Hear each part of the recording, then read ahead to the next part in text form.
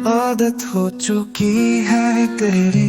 पानी में गिरते ही ख्याति की सांस फूल गई। वो तैरकर पानी के सरफेस पर आई और जोर जोर से सांसें लेने लगी। अब उसे अपने थैंक यू कहने पर अफसोस हो रहा था। उसने मन ही मन सरवुज को सैकड़ों हाई लेवल की गालियां दे डाली। वो खुद को जोरदार तमाचा मारना चाहती थी। उसने सोचा भी कैसे कि ये इंसान कुछ अच्छा कर सकता है। पानी में धकेलने के बाद सरवुज ने पलटकर ख्याति को देखा तक नहीं। उसने डोर ओपन किया और बाहर चला गया। उसके कपड़ों से अभी भी पानी टपक रहा था। ख्याति पूल से बाहर आ गई। उसने भी अपने कपड़े उठाए और पास में बने वॉशरूम की तरफ चली गई। तभी उसे ख्याल आया, हे उसे क्या लगा? क्या मैं मरने की कोशिश कर रही हूँ? इतना सोचते ही ख्याति को थोड़ी हंसी आ गई और वो फिर से बड़बड़ाई, ओ गॉड, बेचारा सरवोज कपूर। उसे लगा मैं मर गई तो उसके पैसे कौन लौटाएगा? डोंट वरी मिस्टर कपूर, मैं आपके पैसे लौटाए बिना नहीं मरने वाली। ख्याति ने ना में अपना सिर हिलाया और फिर बोली, ये लड़का बिल्कुल पागल है। मैं क्यों मरूंगी यार? सरवोज के दिमाग ने काम करना बंद कर दिया था। उसने अभी अभी ख्याति के होठों को चूमा था। वो इतने सॉफ्ट और स्वीट थे कि उसके होठों से ख्याति के होठों का टेस्ट जाने का नाम नहीं ले रहा था। भले ही उसने ये सब जानबूझकर नहीं किया था, लेकिन एक बार ख्याति के होठों को चूमने के बाद सरवोज का ख्याति को छोड़ने का बिल्कुल भी मन नहीं हुआ। सरवोज को ऐसा लगा जैसे वो पागल होता जा रहा हो और ये लड़की उस पर कुछ ज्यादा ही हावी हो रही है। हालांकि जब सरवोज ने उसे मरते हुए देखा तो उसका दम घुट गया। एक पल के लिए उसने अपने आप को बहुत ज्यादा हेल्पलेस फील किया। जब वो वापस खांसने लगी और अपने होश में आ गई तब जाकर सरवोज को राहत मिली। रूम में आकर सरवोज ने शार लिया और अपने कपड़े चेंज करके बेड पर पसरकर अपनी आंखें बंद कर ली। ख्याति के सॉफ्ट से नरम होठ और व्हाइट इनरवियर पहने हुए खूबसूरत चांद की तरह चमकती हुई उसकी गोरी गोरी बॉडी सरवोज की आंखों के सामने घूम रही थी। उसकी बॉडी का सॉफ्ट सा टच सरवोज अपने हाथों पर अब भी फील कर सकता था। सरवोज का दिल धड़क रहा था। उसने अपने बालों को मुट्ठियों में कस लिया और खुद को ही समझाया, क्या मैं पागल हो रहा हूँ? मुझे उसके बारे में इतना नहीं सोचना है। 10 साल की उम्र से लेकर 27 साल की उम्र तक पूरे 17 सालों में वो ख्याति को एक सेकंड के लिए भी नहीं भूल पाया। उसने कभी नहीं सोचा था कि वो ख्याति से दोबारा मिलेगा। उसने अमेरिका से लौटने के बाद ख्याति को ढूंढा और वो उसे मिली भी तो निर्माण मेहता की बेटी बनकर। सरवोज ने सोचा था वो ख्याति को मौत की हद तक तड़पाएगा, लेकिन वो उसकी मासूमियत के सामने 5 मिनट भी नहीं टिक पाता। सरवोज को हमेशा ही अपने सेल्फ कंट्रोल पर बहुत ज्यादा प्राउड फील होता था। हजारों लड़कियां उसके बेड पर आने के लिए तैयार थी, लेकिन उसने कभी किसी को अपने करीब नहीं आने दिया था। लेकिन ख्याति के सामने आकर उसका सारा प्राउड धराशायी हो गया था। भले ही सरवोज अच्छी तरह से जानता था कि ख्याति उसे पसंद नहीं करती, वो सिर्फ उससे डरती है और मजबूरी में उसके साथ है, लेकिन उसने ख्याति को अपने साथ रखने के लिए बहुत घटिया तरीके को यूज किया था, क्योंकि सरवोज ख्याति को खुद से दूर नहीं जाने दे सकता था। ख्याति भी अपने रूम में आ गई और उसने ब्लैंकेट के अंदर खुद को छुपा लिया। सरवोज की हरकतें उसका दिल दुखाने वाली थी और बिना कपड़ों के सिर्फ इनरवियर में सरवोज के सामने खुद को सोचने के ख्याल से ही वो शर्म से मरी जा रही थी। हालांकि उसका दिल कर रहा था वो पूल में नहीं चुल्लू भर पानी में डूबकर मर जाए, लेकिन वो पास्ट में जाकर चीजें नहीं बदल सकती थी। जो होना था वो पहले ही हो चुका था। अब बस वो ये डिसाइड कर सकती थी कि वो सरवोज को और नाराज ना करे। लेकिन इस सब में सबसे बुरी बात ये थी कि वो सरवोज से अपने ऑडिशन के लिए बात करना चाहती थी और अब इस वक्त ख्याति की उसके सामने जाने की बिल्कुल भी हिम्मत नहीं थी। उसने सोचा, उफ, अब मैं सरवोज से कल ही बात करूंगी। नेक्स्ट मॉर्निंग ख्याति ने नीचे आकर राधिका से पूछा, क्या मिस्टर कपूर घर पर है? सरवोज उसका हस्बैंड था और उसे ही पता नहीं था कि वो कहाँ है और घर पर है भी या नहीं। उसे अपने हस्बैंड के बारे में घर के नौकरों से पूछना पड़ रहा था। ये सच में थोड़ा फनी था। हालांकि ये रिश्ता सिर्फ नाम का था, लेकिन फिर भी ख्याति को ये सब बहुत अजीब लग रहा था। राधिका ने कहा, मैडम द स्टडी रूम में है। स्टडी रूम कहते हुए ख्याति ने अपने होठ सिकोड़ लिए। उसे पता ही नहीं नहीं था कि स्टडी रूम कहाँ है। उसकी जिंदगी सच में किसी मजेदार टीवी सीरियल की तरह हो गई थी। ख्याति को चुप देखकर राधिका खुद ही बोल पड़ी, मैडम सीढ़ियों के पास से सेकंड वाला रूम स्टडी रूम है। ख्याति स्टडी रूम के डोर के सामने जाकर खड़ी हो गई। रूम के अंदर जाने की उसकी हिम्मत नहीं हो रही थी। उस दिन बेडरूम में सर्वोच्च ने उसके साथ जिस तरह का बिहेवियर किया था और फिर स्विमिंग पूल में जो कुछ भी हुआ, ख्याति उसे कभी नहीं भूल सकती थी। उसका बस चलता तो वो कभी जिंदगी में सर्वोच्च के सामने नहीं आती, लेकिन वो मजबूर थी। ख्याति ने डोर नॉक किया और अंदर से सर्वोच्च के जवाब का वेट करने लगी। सर्वोच्च ने अपने सामने लगी एलईडी स्क्रीन की तरफ नजर उठाकर देखा तो डोर के सामने ख्याति खड़ी थी। सर्वोच्च को उम्मीद नहीं थी कि वो इतने जल्दी उसके सामने आने की हिम्मत करेगी। उसके फेस के एक्सप्रेशन कोल्ड हो गए। सर्वोच्च ने रिमोट का बटन प्रेस किया और डोर ओपन हो गया। ख्याति अंदर आ गई। ये एक बड़ी सी लाइब्रेरी थी। इसमें चारों तरफ किताबें ही किताबें थी और बहुत सारी फाइल शेल्फ में लगी हुई थी। फर्श पर ब्राउन कलर का कारपेट था और साइड में एक ब्राउन कलर का सोफा था, जिसके पास सामने एक छोटी टेबल भी थी। ख्याति ने अपने लेफ्ट में देखा तो ग्लास का पार्टीशन था, जिसकी दूसरी तरफ सर्वोच्च टेबल पर बैठकर कुछ रीड कर रहा था। ख्याति ने अपने पैरों को घसीटा और सर्वोच्च की तरफ बढ़ गई। उसने जाकर ग्लास डोर को नॉक करने के लिए जैसे ही अपना हाथ बढ़ाया, सेंसर डोर पहले ही ओपन हो गया। घबराहट की वजह से ख्याति की हथेलियां पसीने से भीग चुकी थी। ख्याति अंदर नहीं गई और बाहर ही खड़ी रही। सर्वोच्च ने बिना ख्याति की तरफ देखे कहा, कम